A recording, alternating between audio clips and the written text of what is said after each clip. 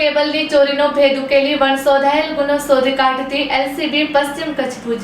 Police મહાનિરીક્ષક Shri Chirag Kordia સાહેબ સરહદી range Bhuj તથા પોલીસ અધિક્ષક શ્રી વિકાસ સુંડા સાહેબ પશ્ચિમ કચ્છ ભુજ નાઓએ જિલ્લામાં ચોરીના વધતા જતા બનાવો અટકાવવા તેમજ આવી પ્રવૃત્તિ આચરનાર સામે કડક કાર્યવાહી કરવા સૂચના આપેલ।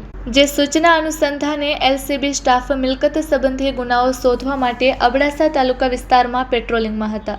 તે દરમિયાન સંયુક્ત રીતે બાતમી હકીકત મળેલ કે હસન સિદ્દીક મોકરસી રહે ભદ્રવાંઠ તાલુકો અબડાસા વાળો તથા તેની સાથે અન્ય 3-4 માણસોએ કોસા ગામની સીમમાં આવેલ સુઝલોન કંપનીની પવનચક્કીમાંથી કોપર કેબલની ચોરી કરેલ હતી અને ચોરી કરેલ કોપર કેબલ ગામની સીમમાં સંતાડી દીધેલ હતા અને જે આજે સગે વગે કરવાની ફિરાકમાં છે।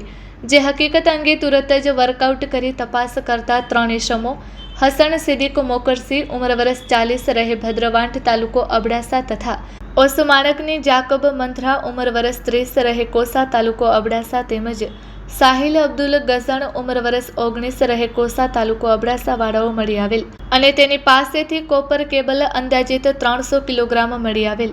જેથી મજકૂર ઇસમોની યુક્તિ પ્રયુક્તિથી પૂછપરછ કરતા જણાવેલ કે આ કોપર કેબલ આજથી અંદાજિત 20 દિવસ પહેલા અમે 3 તથા સકુર જુણસ ગઝણ રહે કોસા તાલુકો અબડાસા વાળાઓએ સાથે મળીને કોસા ગામની સીમમાં આવેલ સુઝલોન કંપનીની પવનચક્કી નંબર 289 માંથી સાથે મળીને રાત્રિના સમયે ચોરી કરેલ હોવાની હકીકત જણાવેલ। જે અંગે વાયર પોલીસ સ્ટેશનમાં ખરાઈ કરતા ગુનો દાખલ થયેલ। જેથી મજકૂર ઇસમોને અટક કરી આગળની કાર્યવાહી માટે વાયર પોલીસ સ્ટેશન ખાતે સોંપવામાં આવેલ છે। કોપર વાયરો 300 કિલોગ્રામ કિંમત રૂપિયા 2,10,000નો મુદ્દામાલ કબજે કરવામાં આવેલ છે।